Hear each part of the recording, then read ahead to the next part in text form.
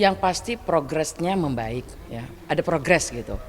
Hanya memang kalau sekarang ini kan penjuriannya tidak lagi dari kami ya, sudah dari vote pemirsa di rumah, penonton. Jadi vote ini kembali lagi, kalau vote ini kan selera ya, kuat-kuatan pendukung ya.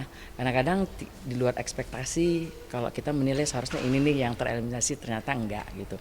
Jadi kan kita sekarang ini ya berharap penontonnya lebih cerdas aja, bahwa ada mereka yang baik, yang terbaik dari yang baik.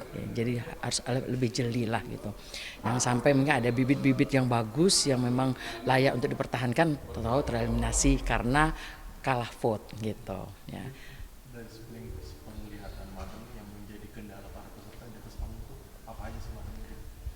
Gini ya, kalau kita bicara kesiapan, saya yakin mereka semuanya sudah siap ya secara latihan ya. Tetapi kadang-kadang kita udah latihan maksimal nih ya, ternyata tidak didukung dengan mentalnya ya. Jadi mental itulah yang sangat menentukan sebenarnya.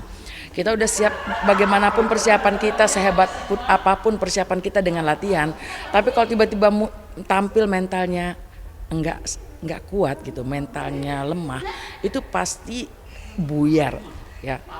Kenapa? Karena ketika kita nervous, ketika mental kita kena, itu pasti rongga-rongga suara itu menjadi kaku, sehingga terjadilah pernapasan yang kurang baik. Itu semuanya dari mental. Kalau mereka mentalnya down pada saat mereka tampil, ngelihat lampu, ngelihat penonton, ngelihat juri apa segala macam, down di situ.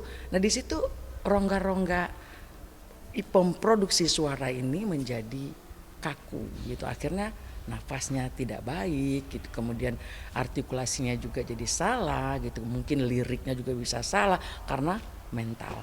Jadi saya berharap ya ini progresnya bukannya berarti nggak ada progres ya, saya bilang progresnya sudah bagus, cuman tinggal diperbaiki lagi supaya makin bagus anak-anak ini mentalnya.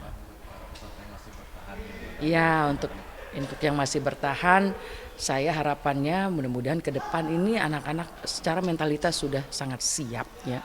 Karena saya yakinnya mereka pasti sudah cukup secara latihan.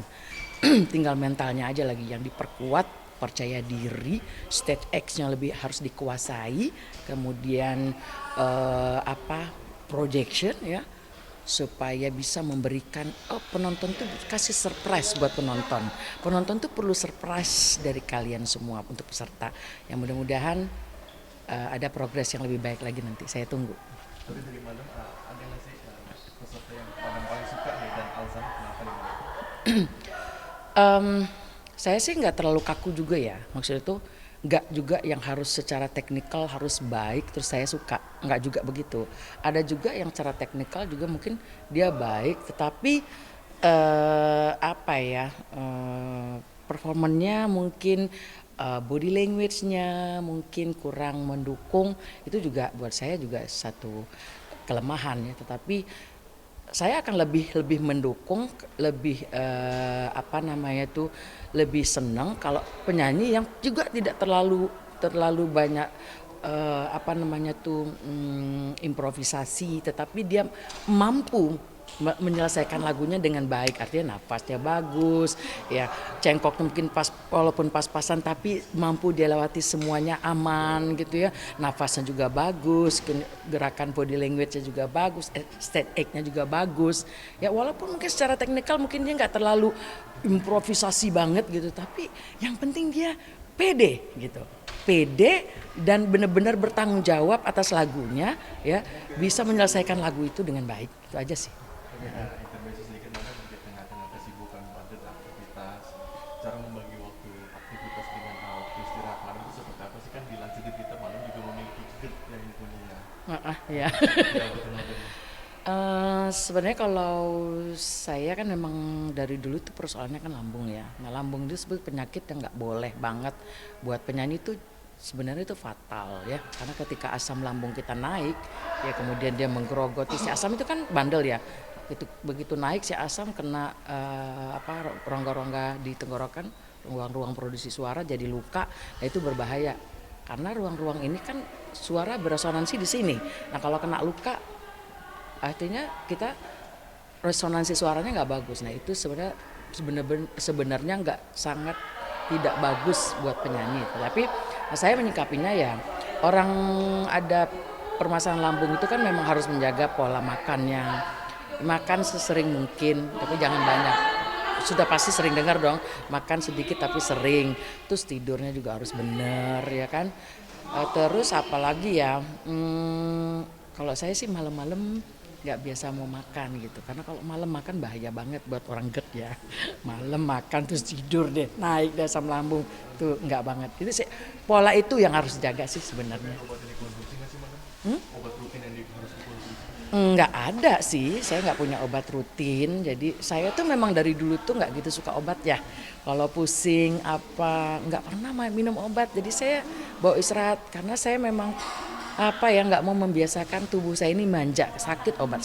Dari dulu tuh pusing aja nggak pernah minum obat. Pokoknya saya berusaha untuk mencari pengobatan secara tradisional ya, madu ya, kurma kayak gitu-gitu itu saya sering konsumsi. Oke madam, pantangan apa sih mungkin yang makanan atau minuman yang harus dihindari gitu dari dokter itu? Kalau dokter ya pokoknya kalau saya sudah punya pengalaman lah dalam memanage diri saya sendiri. Ya, sebenarnya buat saya itu sebenarnya yang paling penting itu istirahatnya cukup. Kita penyanyi itu yang penting istirahatnya cukup ya. Tidur 8 sampai 9 jam itu supaya kalau kita tampil suara kita udah siap ya. Suara itu membutuhkan istirahat 8 sampai 9 jam tidur, dan jam tidurnya itu mesti teratur. Gimana mau teratur? Kita kadang-kadang pulang ke rumah udah jam berapa. Itulah kenapa penyakit-penyakit lambung itu sering seniman-seniman tuh kena penyakit asam lambung itu kenapa? Karena memang jam tidurnya, jam istirahatnya, jam kerjanya nggak menentu gitu loh. Jadi pola hidupnya udah nggak beratur. Jadi nggak aneh lagi kalau bilang seniman kena asam lambung, itu dah bukan aneh lagi. Ya nggak sih? Oke, siap madam. Terima kasih. Ya, terima kasih.